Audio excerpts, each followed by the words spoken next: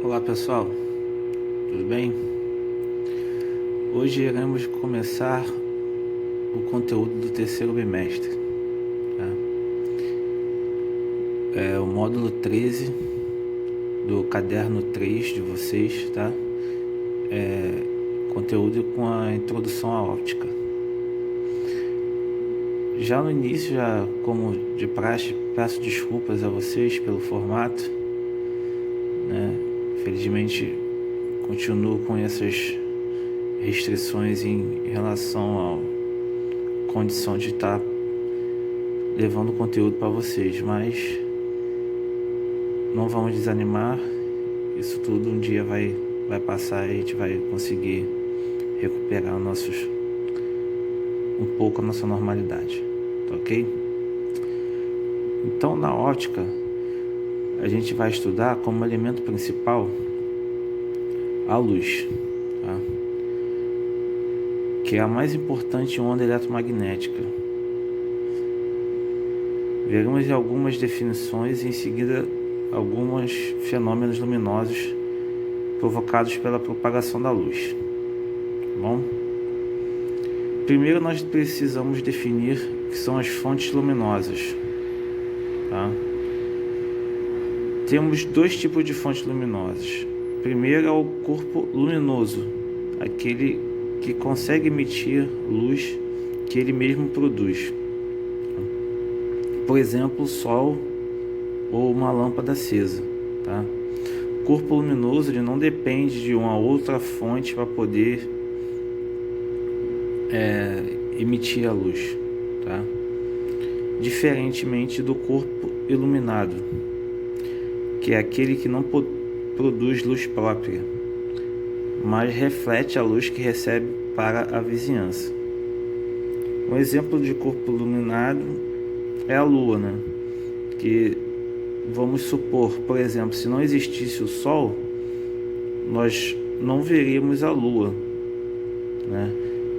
Principalmente à noite, quando ela está, né, teoricamente acesa, pois a lua à noite a gente vê o reflexo dela, não é a emissão da luz da lua, ela está refletindo a luz do sol que toca na superfície da lua e vem refletida até os nossos olhos.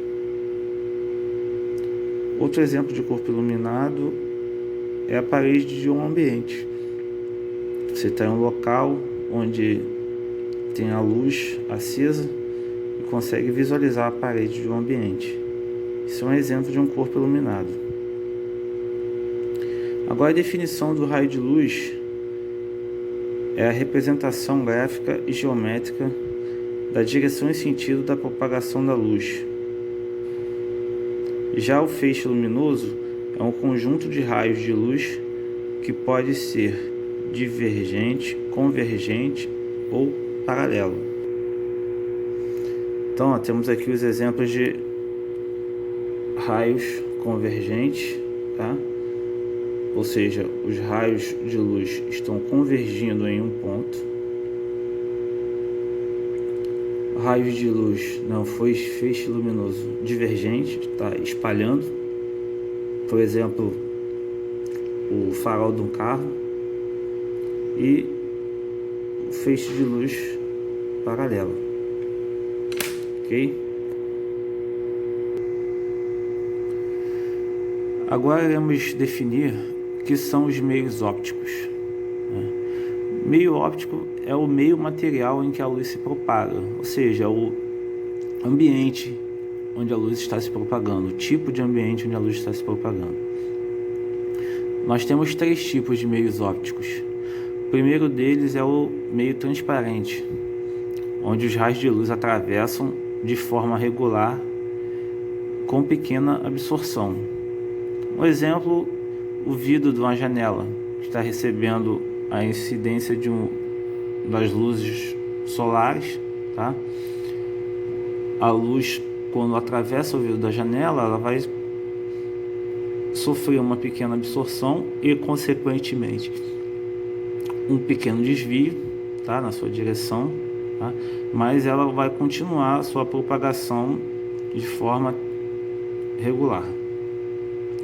Já o meio óptico chamado de translúcido é a passagem da luz que se faz de modo irregular, impedindo a visualização além do meio óptico. Tá? Já o meio translúcido seria um vidro, vamos chamar assim de vidro fumê, né? O vidro que possui rugosidades que dificultam a passagem da luz, impedindo que seja visualizado de forma ideal um objeto atrás desse meio óptico. Tá? Já o meio opaco, a luz não propaga através desse meio, não permitindo a visualização além do meio óptico. Já o meio opaco não permite a passagem da luz. Então é como se fosse, por exemplo, uma parede. Tá? Então não conseguimos visualizar nenhum objeto atrás de uma parede. Tá? Não temos essa capacidade de visualizar nenhum objeto além de um meio óptico opaco, justamente pela luz não ultrapassar, né? Não se propagar no meio óptico chamado opaco, ok? Então agora iremos visualizar os fenômenos ópticos. Tá? O primeiro deles é a chamada reflexão, que é quando o raio de luz incide em uma superfície e volta a se propagar no mesmo meio. Tá? Então temos aqui os raios incidentes. Tá? Então eles estão se propagando até tocarem aqui a superfície refletora, tá? E por sofrer a reflexão, eles continuam a se propagar no mesmo ambiente onde eles estavam se propagando anteriormente. Porém, eles vão ter sido refletidos após tocarem na superfície, certo? Um exemplo de uma superfície refletora são os espelhos, tá?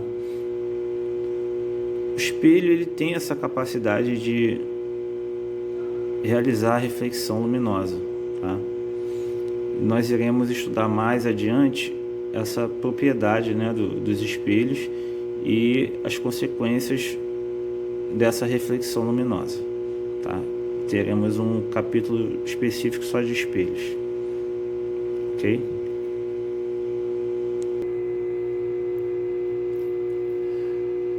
Outro fenômeno óptico muito conhecido que nós presenciamos no nosso dia a dia é a refração. A refração ocorre quando um raio luminoso incide em uma superfície de separação entre dois meios ópticos, passando de um para o outro. Tá? Então temos aqui o raio incidente, tá? Irá tocar a superfície, por exemplo, o vidro de uma janela ou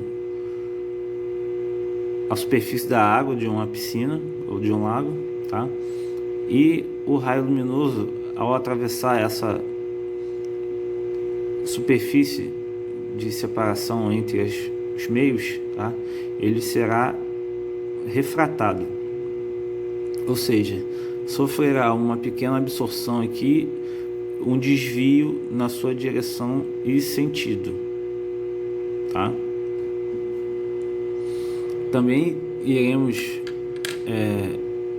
estudar separadamente a refração em um capítulo mais adiante. Agora temos a absorção. Tá?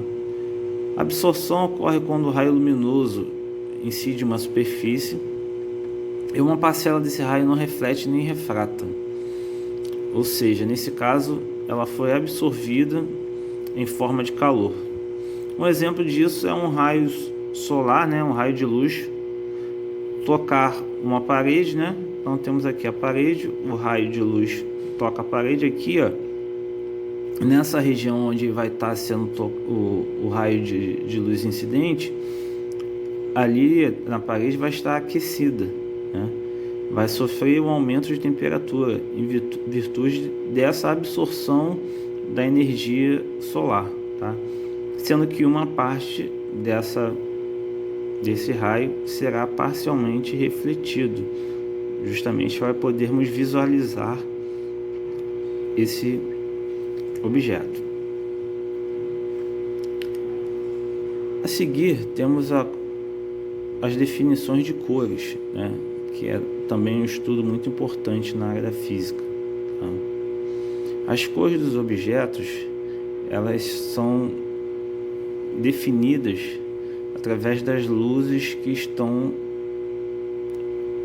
incidindo nos objetos, tá?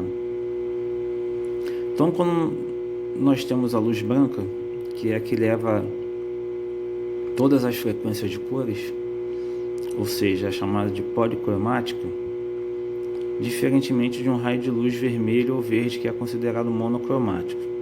Então, quando nós incidirmos a luz branca em um determinado objeto, terá uma consequência, diferentemente de quando incidirmos um raio de luz vermelho ou um raio de luz verde no mesmo objeto.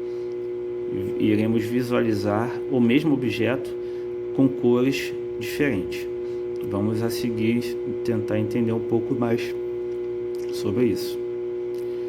Então tá aqui, ó. Ao observarmos um objeto, presenciamos os fenômenos de reflexão e absorção. Esses dois fenômenos são importantes para podermos compreender as cores dos objetos. Bom, então, como tínhamos dito, ao afirmarmos que um objeto é vermelho, por exemplo, é devido ao fato dele, quando iluminado por uma luz branca, ele absorver todas as cores, todas as frequências de cores, exceto o vermelho, que é refletido, permitindo a visualização do objeto e sua cor correspondente, certo? Então, repetindo, quando um objeto que é considerado da cor vermelha, ele é iluminado por uma luz branca, ele vai absorver todas as outras frequências de cores, exceto a frequência da cor vermelha, que ele vai refletir com a sua superfície em direção aos nossos olhos para podermos visualizar essa cor vermelha. Diferentemente de quando ele foi iluminado por uma luz vermelha, né? Já que a luz é vermelha, iremos visualizar apenas a cor vermelha, ou seja, tudo que estiver naquele ambiente ali, inclusive o objeto, iremos visualizar com a cor vermelha ou com a cor preta, que é o caso a seguir, ó. Caso seja iluminado por uma cor diferentemente da branca ou da vermelha, o objeto aparece como um corpo negro. Esse mesmo objeto vermelho, se for iluminado por uma cor que não seja branca e nem a luz vermelha, ele irá aparecer para os nossos olhos como um corpo negro, um corpo de cor preta, tá? Pois assim não estaria refletindo cor alguma, que é o que ocorre com os objetos escuros de cor negra, preta, tá? Qualquer outro objeto que seja de cor diferente, né, da branca, irá ocorrer esse fenômeno, tá? Então, por exemplo, um objeto da cor azul, ele, ao ser iluminado com a luz branca, nós iremos visualizar o objeto com a cor azul. Se eu conseguir criar uma lanterna que emite a luz azul e for iluminar esse mesmo objeto, iremos visualizar o objeto também azul, só que tudo ao redor desse objeto também estará azul. E se nós formos iluminar esse objeto azul com uma cor vermelha, por exemplo, ele irá aparecer um corpo negro. Ok? Até aqui? Então, continuando, iremos ver agora os princípios da óptica geométrica, tá? A óptica geométrica, ela estuda, né, os fenômenos luminosos, tá? Em relação à propagação da luz, tá? Sabendo o seguinte, que independente da fonte emissora de luz, que pode ser uma fonte emissora pontual ou uma fonte emissora extensa, ou seja, a fonte emissora equivalente a um ponto, né?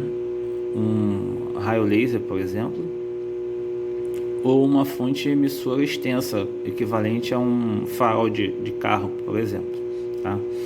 Independente dessa fonte, a propagação da luz em meios homogêneos e transparentes será retilínea. Então, a propagação da luz para efeitos de análise de situações e casos, ela sempre irá ser considerada como uma propagação retilínea, tá? Então, temos alguns efeitos, né, algumas consequências dessa propagação retilínea da luz, tá? O primeiro deles é a sombra e a penumbra. Penumbra é a formação de regiões não totalmente iluminadas quando posicionamos o obstáculo diante de uma fonte de iluminação extensa, tá? Então, como eu tinha dito, a fonte de luz extensa, como por exemplo aqui uma lanterna, tá? E ela está emitindo um raio de luz, tá? Um feixe de luz, tá? Que irá tocar esse objeto, esse obstáculo que está diante de uma antepara, uma parede, por exemplo, tá? Então aqui nós teremos a sombra do objeto, a parte mais escura, né, onde não terá iluminação alguma. E aqui, ó, devido à propagação retilínea da luz, tá, teremos uma penumbra, uma região onde fica menos iluminada, mas não tão escura quanto a sombra, tá? Então a sombra seria a região que não recebe nenhum raio luminoso da fonte devido ao obstáculo.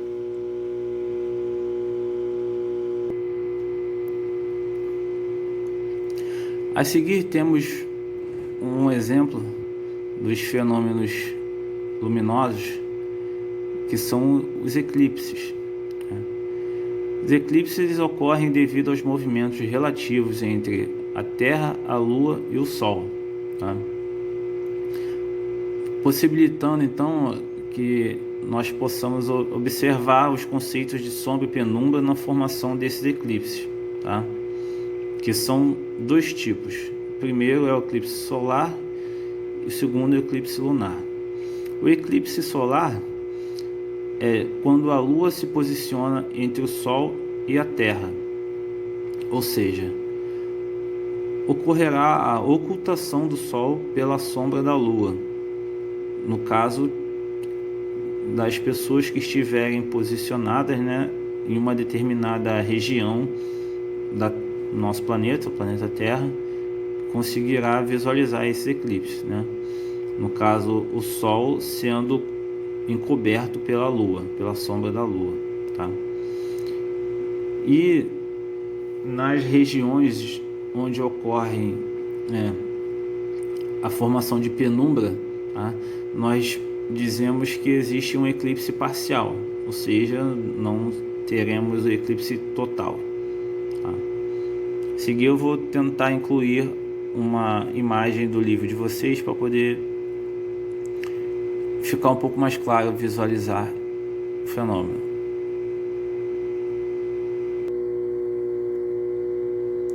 Então a seguir temos o eclipse lunar, quando a Terra se interpõe entre a Lua e o Sol, tá?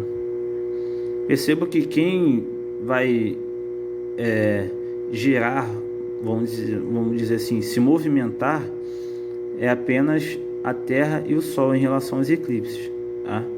A Terra e a Lua, corrigindo, tá? O Sol ele permanece teoricamente estático, tá, em relação às condições de formação do eclipse, tá?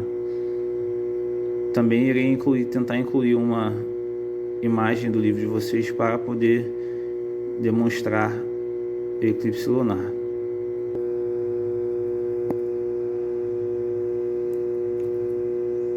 Bom, pessoal, então, mediante tudo isso que nós acabamos de estudar, peço a vocês que tentem fazer os exercícios, né, para praticar os conceitos que nós acabamos de ver, tá? Os exercícios 1 e 2 da página 254 e os exercícios 6 e 7 da página 257, tá? Próxima aula, a gente, além de corrigi-los, iremos prosseguir com o conteúdo, ok? Então, desde já, peço novamente desculpas, acho que eu estou ficando até um pouco repetitivo em relação a isso, mas são situações que a gente está tendo que enfrentar e com uma enorme dificuldade, mas a gente está tentando fazer o possível para não deixar de transmitir o conteúdo para vocês, tá? Confesso que não me sinto confortável com essa situação, acredito que vocês também não, devido ao formato das aulas, mas vamos ter um pouco mais de paciência que isso em breve vai acabar, vai melhorar, ok? Novamente, se tiverem alguma dúvida, qualquer assunto que vocês queiram questionar, perguntar, entre em contato comigo por e-mail. O e-mail que eu envio o link para vocês das aulas, podem perguntar sobre os assuntos das aulas, ok? Então, um abraço a todos, até a próxima, tchau.